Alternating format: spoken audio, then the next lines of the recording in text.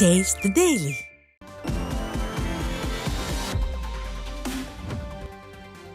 சென்னை மாத்தூர் ஏரியை சீரமைப்பதாக கூறி பல கோடி ரூபாய் செலவிட்ட நிலையில் மறுபுறம் விடியாத மாநகராட்சியே அங்கு குழாய் மூலம் கழிவுநீரை வெளியேற்றுவதற்கு கடும் கண்டனம் எழுந்துள்ளது. 66 ஏக்கர் பரப்பளவு கொண்ட மாத்தூர் ஏரியில் படகு சவாரிக்காக 11 கோடியே 78 லட்சம் ரூபாய் செலவு செய்ததாக கூறி அவசர கதியில் வேலை செய்வதுடன் விடியா அமைச்சர் நேரு அங்கு ஆய்வு பணி செய்ததாக போட்டோ ஷூட்டும் எடுக்கப்பட்டது. மறுபுறம் மாநகராட்சியே அங்கு குழாய் மூலம் ஏரியில் கழிவுநீரை விட்டு வரி பணத்தை வீணடிப்பதாகவும் இதனால் மினி வேடந்தாங்கலாக இருந்த ஏரி மினி கூவமாக மாறி சுற்றுச்சூழல் பாதிக்கப்பட்டுள்ளதாகவும் மக்கள் சாடுகின்றனர். கடலூர் மாவட்டம் புவனகிரி அருகே போதிய கால அவகாசம் வழங்காமல் வீடுகளை அகற்றுவதற்கு பொதுமக்கள் எதிர்ப்பு தெரிவித்துள்ளனர். பால்வாய்க்கால் பகுதியில் உள்ள ஆக்கிரமிப்புகளை அகற்றுவதற்கு ஜேசிபி இயந்திரம் மற்றும் காவல்துறையினருடன் நெடுஞ்சாலைத்துறையினர் சென்றனர். அவர்களுக்கு எதிர்ப்பு தெரிவித்து குடியிருப்பு வாசிகள் மற்ற பகுதியில் உள்ள ஆக்கிரமிப்புகளை அகற்ற எந்த முனைப்பும் காட்டாத போது பண்டிகை காலத்தில் போதிய கால அவகாசம் வழங்காமல் வீடுகளை அகற்றுவதற்கு எதிர்ப்பு தெரிவித்தனர். 13 வீடுகளை ஆக்கிரமிப்ப இடிக்கிறதா நெடுஞ்சாலைத்துறை அதிகாரி வந்திருக்காங்க. இதோட பின் தொடர்ச்சி என்னன்னு பாத்தீங்கன்னா, கோமதி பாஸ்கர்ன்றவங்க நீதிமன்றத்தை வழக்கு தொடர்றாங்க. வழக்கு தொடரும் போது என் இடத்துக்கு எய்த்தால உள்ள 24 சென்ட் அவர் இடம் வச்சிருக்காரு, அதுக்கு எய்த்தால உள்ள இடத்த காலி பண்ணுன்னு சொல்லி நீதிமன்றத்துக்கு போறாரு. நீதிமன்ற தீர்ப்பு என்ன சொல்லுதுன்னா, சிதம்பரத்தோட ஐஏஎஸ் ஆபீசரு அவரு நீங்களே முடிவெடுத்துக்கலாம் அப்படின்னு சொல்லி ஒரு உத்தரவு போடுறாரு. அவரு கோமதி பாஸ்கர் 24 சென்ட் எதிர்த்தால உள்ள 4 வீட்டு மட்டும்தான் முறைப்படி எடுக்கணும். அவரு கிட்டத்தட்ட 19 ஏழை எளிய அன்றாட தினக்கூலிகளை விவசாய வேலை செய்யக்கூடிய தினக்கூலிகளை வயிற்றில் அடிக்கிற விதமாக இன்றைய தினம் ஆக்கிரமிப்பை அகற்ற வந்திருக்காங்க. இது நிச்சயமா உண்மையா கண்டிக்கத்தக்கது. ஆக்கிரமிப்புகளை அகற்ற வேண்டும் என்று சொன்னால் பால்வாய்க்கல் இருந்து கீரப்பாளையம் வரைக்கும் அவர்கள் வீட்டுக்கு அருகே இருக்கின்ற அந்த நெடுஞ்சாலைத்துறைக்கு அதையெல்லாம் கண்ணு தெரியாமல் இங்க ஏழை எளிய தொழிலாளர்களுடைய நியாயமான கோரிக்கைகளை ஏற்காமல் அராஜக போக்கிலே இங்க இன்னும் ஒரு வாரம் தான் இருக்கு பொங்கல் பண்டிகைக்கு அவர்கள் இந்த வீட்டையெல்லாம் காலி செய்ய சொல்லி ஆக்கிரமிப்பை அகற்றிருக்கின்றார்கள். இதை நாங்கள் வன்மையாக கண்டிக்கின்றோம். நாமக்கல் மாவட்டம் ராசிபுரம் புதிய பேருந்து நிலைய கட்டுமான பணிகளை நிறுத்த கோரி பேருந்து மீட்புக் குழுவினர் நகராட்சி ஆணையாளரிடம் மனு அளித்துள்ளனர். ஆணைப்பாளையம் பகுதியில் 10 கோடியே 58 லட்சம் ரூபாய் மதிப்பீட்டில் புதிய பேருந்து நிலையம் அமைப்பதற்கான பணிகள் நடைபெற்று வரும் நிலையில் ஒப்பந்த பள்ளி தொடர்பான இறுதி முடிவை எடுத்து சென்னை உயர்நீதிமன்றம் உத்தரவு அளிக்கும் வரை பணிகளை நிறுத்த வலியுறுத்தி பேருந்து நிலைய மீட்பு கூட்டமைப்பு ஒருங்கிணைப்பாளர் ஜோதி பாசு தலைமையில் அதிமுக உள்ளிட்ட கட்சி நிர்வாகிகள் நகராட்சி ஆணையாளரிடம் மனு அளித்தனர்.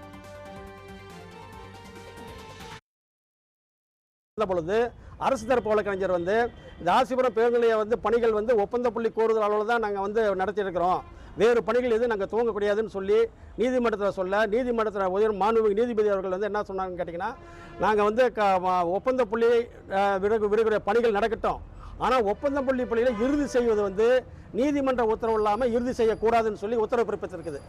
ஆனால் அந்த உத்தரவை மீறி மாவட்ட ஆட்சித்தலைவரும் ராசிபுரம் நகராட்சி ஆணையாளரும் அந்த ராசிபுரம் சட்டவிரோத உத்தரவு நீதிமன்ற உத்தரவுக்கு எதிராக பில்டிங்கே கட்டிட்டு இருக்கிறாங்க. திண்டுக்கல் மாவட்டம் கொடைக்கானலில் முதியோர் உதவித்தொகை வழங்காமல் அதிகாரிகள் அலைக்கழிப்பதாக மூதாட்டி ஒருவர் வேதனை தெரிவித்துள்ளார். மேல்மலை பூண்டி கிராமத்தைச் சேர்ந்த 70 வயதான மூதாட்டி அமராவதி முதியோர் உதவித்தொகை வேண்டி கடந்த சில மாதங்களுக்கு முன்பு நடைபெற்ற உங்களுடன் முதல்வர் முகாமில் மனு அளித்துள்ளார். மேலும் அரசு அலுவலகங்களுக்கு பலமுறை நடையாய் நடந்தும் அதிகாரிகள் முறையாக பதில் அளிக்கவில்லை எனவும் தொடர்ந்து அலைக்கழிக்கப்படுவதாகவும் தெரிவித்துள்ள மூதாட்டி ஆதரவற்ற நிலையில் உள்ள தனக்கு உதவித்தொகை கிடைக்க நடவடிக்கை எடுக்க வேண்டும் என கோரிக்கை விடுத்துள்ளார். திண்டுக்கல் மாவட்டம் வேடசந்தூர் அருகே முதியவரிடம் செல்போன் திருடியவர் சிக்கினார்.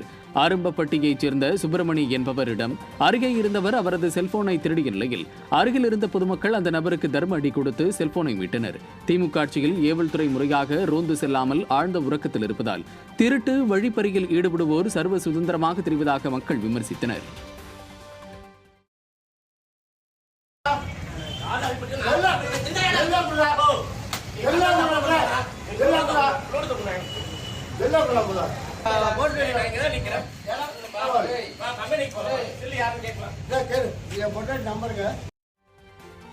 கடலூர் மாவட்டத்தில் பொங்கல் கரும்பு கொள்முதலில் விடியாத அரசு பல கோடி ரூபாய் மோசடி செய்வதாக விவசாயிகள் குற்றம் சாட்டினர். ரேஷனில் பொங்கல் தொகுப்பிற்காக கரும்பிற்கு 38 ரூபாய் விலை அறிவித்த விடியாத அரசு விவசாயிகளுக்கு ஒரு கரும்பிற்கு அதிகபட்சம் 18 ரூபாய் மட்டுமே வழங்குகிறது. இதன் மூலம் பல கோடி ரூபாய் மோசடி நடந்துள்ளதாக சாடிய விவசாயிகள் இதுகுறித்து மாவட்ட நிர்வாகத்திடம் புகார் அளித்தும் பலனில்லாத நிலையில் மண்டல கூட்டுறவு சங்கங்களின் இணை பதிவாளர் அலுவலகம் முன் அரை நிர்வாணமாக கரும்புடன் தர்ணாவில் ஈடுபட்டனர். இன்னைக்கு 38 ரூபா அறிவிச்சிருக்காங்க, 17 ரூபா கிடைக்குது. 17 ரூபா கிடச்சி போச்சுன்னு சொன்னால் பாக்கி இருக்கிறது 21 ரூபா. இந்த 21 ரூபா யாருக்கு போய் சேருது? இதனால் பார்த்தோம்னு சொன்னால் கணக்கூட்டி பார்த்தோம்னா ஒரு ஆண்டிற்கு குறைஞ்சபட்சம் ஒரு 45 கோடி ரூபாய் அளவுக்கு அரசு அதிகாரிகள் துணையுடன் அங்கே கூட்டுறவுத்துறை அமைச்சருக்கும் இதில் பங்கு போயிட்டுருக்கு. இதை தமிழக அரசு நடவடிக்கை எடுக்காது. இடி இதை கையில் எடுக்கணும். நிலமே இல்லாதவங்க அக்கௌண்ட்டில் 40 லட்சம் 50 லட்சம் டிரான்சாக்ஷன் ஆகுது. விவசாயிங்களுக்கு எங்களுக்கும் அனுப்புகிறாங்க. நாங்கள் 10,000 கரும்பு அனுப்பிச்சோம்னா அவங்க 4,000 கரும்புக்கு எங்கள் அக்கௌண்ட்டில் போடுறாங்க. 6,000 கரும்பு என்ன பண்ணுறாங்கன்னு சொன்னால் அந்த இடைத்தரகர்களுடைய அக்கௌண்ட்டில் அவனுடைய உறவுக்காரன் அக்கௌண்ட்டில் போடுறாங்க. பொங்கல் பண்டிகைக்கு அரசு சார்பில் ரேஷனில் வழங்கப்படும் பன்னீர் கரும்பை தங்களிடம் வாங்காமல் விடியாத அரசு அலைகழிப்பதாக விவசாயிகள் சாடினர். பொங்கல் பண்டிகைக்கு இன்னும் ஒரே வாரம் உள்ள நிலையில் இதுவரை கடலூர் மாவட்ட விவசாயிகளிடம் இருந்து கரும்பை கொள்முதல் செய்யாமல் விடியாத அரசு அலைகழித்து வருவதாக புகார் எழுந்துள்ளது. இதனால் தாங்கள் ஏக்கருக்கு 2 லட்சம் ரூபாய் செலவு செய்து கரும்பு பயிரிட்டுள்ள நிலையில் அலுவலர்கள் வந்து வெறுமனே வந்து பார்த்துவிட்டு பதில் எதுவும் சொல்லாமல் செல்வதாகவும் இதனால் தாங்கள் செய்வது அறியாது திகைப்பதாகவும் விருத்தாச்சலம் அடுத்த முகாசப்பரூர் கிராமத்தினர் வேதனை தெரிவித்தனர். அவங்க வந்து 6 அடி கரும்பு கேட்குறாங்கனால எங்கள்கிட்ட ஒரு கோல் ஒன்று கொடுத்து அந்த கோல் அளவு கரும்பு வெட்டி எங்கள்கிட்ட கொடுக்கணும்னு அந்தந்த சொசைட்டியில் வேலை செய்கிற ஆளுகளை கொடுத்து அனுப்புனா நாங்கள் வெட்டி கொடுக்க போகிறோம். ஏன் உயரம் ஏன்னு சொல்கிறாங்க? உயரம்னு சொன்னால் நாங்கள் இப்போ இந்த எங்கள் கரும்பு தான் நாங்கள் சொல்லி எங்களை கேளுங்க, நீங்கள் காசு கொடுக்குறீங்க, நாங்கள் கரும்பு கொடுக்குறோம், அந்த அளவுக்கு அளவு இல்லைன்னா அளவு இல்லைன்னு சொல்லிட்டு போயிடலாம். ஏன் வந்து பார்த்துட்டு எங்களை வேலை செய்ய விடாமல் அடிச்சிட்டு இருக்காங்க? இன்றைக்கி வந்து எங்கள் கரும்பு எடுக்கிறதுலேயே சொல்லிட்டாங்க. வந்து பார்த்துட்டு போகிறாங்களே தவிர எங்களுக்கு வந்து ஒரு நல்ல முடிவை சொல்லலை. நான் கன்ஃபார்மாக எடுத்துக்கிறேன்னு எங்களுக்கு வந்து நிர்ணயமாக ஒன்றும் சொல்ல மாட்டேன்ட்டாங்க. அதனால் இப்போ நாங்கள் வளர்த்து இப்போ இன்னும் 4 நாள் தான் இருக்குது. நாங்கள் என்ன பண்ணுறது? இந்த வளர்த்த கரும்பை இவ்வளோ செலவு பண்ணிருக்கோம். நாங்கள் 2 லட்ச ரூபாய்க்கு மேலே ஒரு ஏக்கர் தான் போட்டிருக்கோம். 2 லட்ச ரூபாய்க்கு மேலே செலவு. இதில் எங்கள் உழைப்பு இருக்குது. நாங்கள் எவ்வளோ செலவு பண்ணி தான் நாங்கள் கஷ்டம் தான் படுறோம். சென்னை அம்பத்தூர் தொழிற்பேட்டை பேருந்து நிலையம் பகுதியில் சாலையில் கழிவுநீர் தேங்கி துர்நாற்றம் வீசுவதாக புகார் எழுந்துள்ளது. சாலையில் வழிந்தோடும் கழிவுநீரால் துர்நாற்றம் வீசி வருவதோடு நோய் தொற்று ஏற்படும் அபாயம் உள்ளதாகவும் இதனால் பள்ளி கல்லூரி செல்லும் மாணவ மாணவிகள், வாகன ஓட்டிகள் மற்றும் பொதுமக்கள் அவதியடைந்துள்ளனர். இதுகுறித்து விடியாத திமுக அரசின் மாநகராட்சி அதிகாரிகளிடம் பலமுறை புகார் அளித்தும் நடவடிக்கை எடுக்காமல் இருப்பதாகவும் குற்றம் சாட்டியுள்ளனர். மதுரை மாவட்டம் உசிலம்பட்டி அருகே கூட்டு குடிநீர் திட்ட குழாய் உடைந்து பல லிட்டர் தண்ணீர் வீணாக செல்வதாக அப்பகுதி மக்கள் குற்றம் சாட்டியுள்ளனர். கருக்கட்டான்பட்டி பகுதியில் உள்ள வைகை கூட்டு குடிநீர் திட்ட குழாய் சுமார் 3க்கும் மேற்பட்ட இடங்களில் உடைப்பு ஏற்பட்டு பல லிட்டர் தண்ணீர் வீணாக செல்கிறது. 3 நாட்களாக இந்த தண்ணீர் வீணாகி வருவதால் தண்ணீர் தட்டுப்பாடு ஏற்படும் அபாயம் உள்ளதாக அப்பகுதி மக்கள் குற்றம் சாட்டுகின்றனர். விடியாத திமுக ஆட்சியில் அரசு அதிகாரிகளின் அலட்சியத்தால் பொதுமக்கள் கடும் சிரமத்திற்கு உள்ளாகி வருவதாக அப்பகுதி மக்கள் குற்றம் சாட்டுகின்றனர்.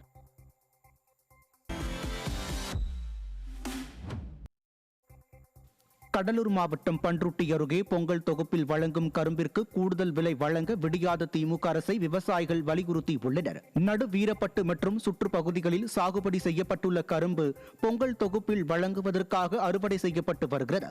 கரும்பு ஒன்றுக்கு 38 ரூபாய் விலை நிர்ணயம் செய்துள்ள நிலையில் விடியாத அரசு அலுவலர்களோ அதிகபட்சம் 19 ரூபாய் மட்டுமே வழங்குவோம் என கூறி கொள்முதல் செய்கின்றனர்.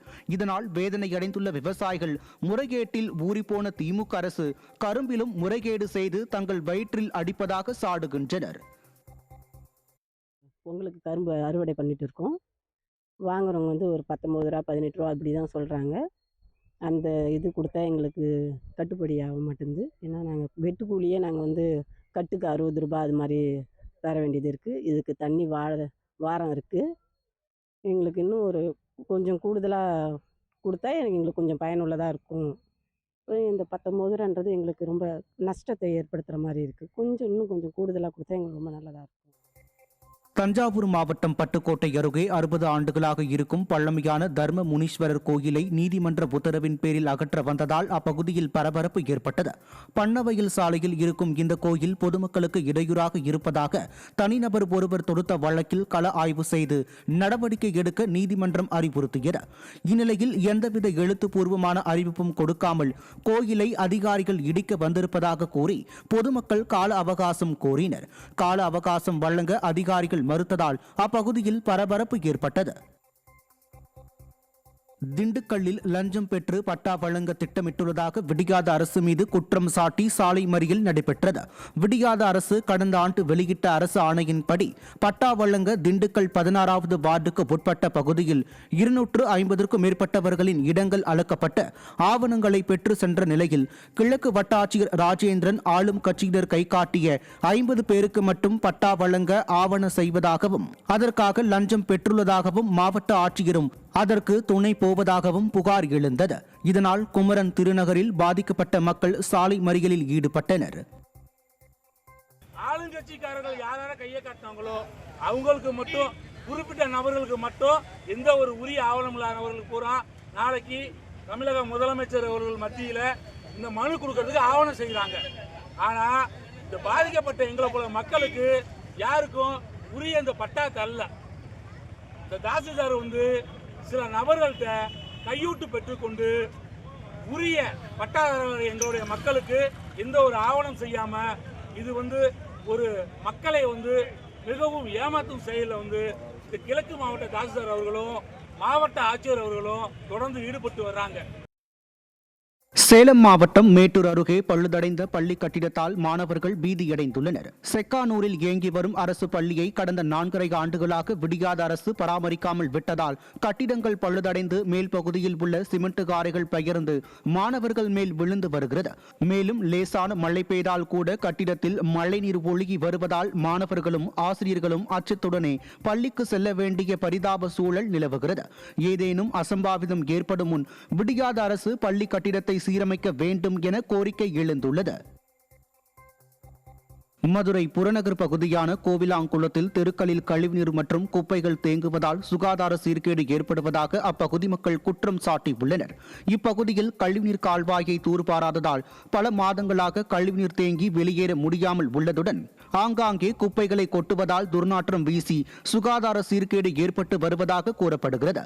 அப்பகுதி மக்கள் டெங்கு, மலேரியா மற்றும் வயிற்றுப்போக்கால் அடிக்கடி பாதிக்கப்படுவதால் கழிவுநீர் கால்வாயை தூர்வாருவதுடன் குடியிருப்பு பகுதியில் குப்பைகளை கொட்டுவதை தடுக்க வேண்டும் என கோரிக்கை விடுத்துள்ளனர்.